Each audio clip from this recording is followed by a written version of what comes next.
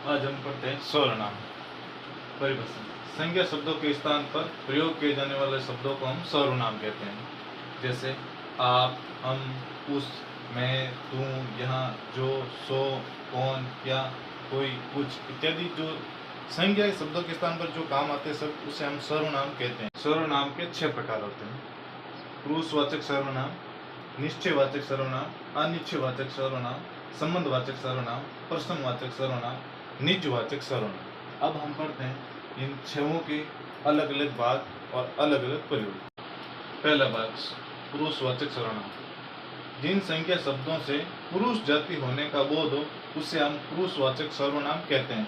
जैसे मैं, तुम, आप, हम इत्यादि शब्द का प्रयोग होते हैं वहां पर हम पुरुषवाचक सर्वनाम 3 प्रकार के होते हैं।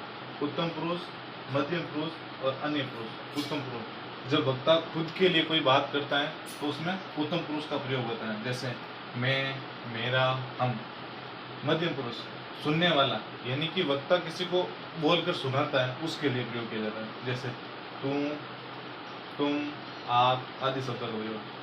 अन्य पुरुष, किसी तीसरे व्यक्ति के लिए बात की जाती है, यानी 2 व्यक्ति मिलकर किसी तीसरे व्यक्ति के लिए बात की जाती है तो वहाँ अन्य पुरुष का प्रयोग होता है। जैसे उसकी, उसका, इसके, इसकी आदि शब्दों का प्रयोग होता है।